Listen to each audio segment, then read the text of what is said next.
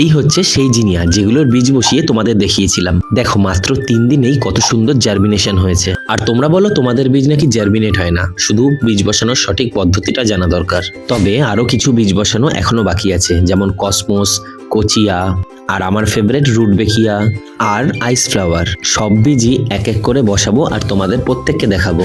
তবে আজ কিন্তু বীজ বসাতে আসিনি, আজ তোমাদের পরিচয় করাবো একজনের সাথে। এই হলো আমার বহুদিনের অপেক্ষার ফল, লিজিয়েন্থাস বা নন্দিনী। তোমরা অনেকে হয়তো এর নামই শোনোনি, যারা যারা জানো তারা কমেন্টে জানাও। ঠিক যতটা সুন্দর এর রূপ, ঠিক ততটাই কঠিন কিন্তু একে তৈরি করা। প্রায় 1 মাস সময় লাগে এর বীজ থেকে চারা তৈরি হতে। তবে আজ এর পরিচর্যা করার পালা। দেখো অযত্নের ফলে কিরকম অবস্থা হয়েছে ওদের।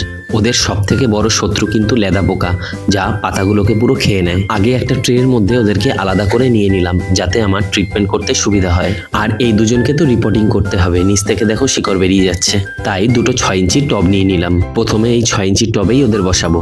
চলো ওদেরকে আগে সাইড করে রেখে দিই। এবার এই পোকায় খেয়ে ফেলা পাতা বা নষ্ট হয়ে যাওয়া পাতাগুলোকে এক এক করে ছেটে ফেলে দিতে হবে। যারা আগে নন্দিনী গাছ লাগাওনি, একবার লাগিয়ে দেখো, প্রেমে পড়ে যাবে। আর এই গাছটার তো একটা শুট পুরো নষ্ট করে দিয়েছে পোকায়, তাই কি আর করা যাবে, পুরো মাথাটা ধরেই ছেটে ফেলে দিলাম। ছাঁটাই পর্ব শেষ করে এবার বাচ্চা দুটোকে রিপোর্টিং করার পালা। আমি এখানে ব্যবহার করব সিন্ডার আর ভার্মি কম্পোস্ট। দুটোকে সমান পরিমাণ ভালো করে মিশিয়ে নেব। দেখো গ্রো ব্যাগের মধ্যে কিরকম রুট তৈরি হয়েছে ওদের। সিম্পলি ওকে টবের মধ্যে বসিয়ে দিয়ে চারিদিক থেকে সিন্ডার আর ভার্মির মিক্সটা ফিল করে দেবো। ঠিক একই পদ্ধতিতে আরো একটা চারা বসিয়ে দিলাম। তোমাদের অনেকের মনেই প্রশ্ন থাকে সিন্ডারে কেন গাছ বসাই, সেটা তোমরা একটু পরেই দেখতে পাবে। চলো বাচ্চা দুটোকে নতুন টবে বসানো কমপ্লিট। এবার ওদের ট্রিটমেন্ট করার পালা। স্করপিও পেস্টিসাইড 10 ফোঁটা 1 লিটার জলে, তারপর ভালো করে স্প্রে করে দেবো। এটা লেদা পোকার খুব ভালো একটা ওষুধ।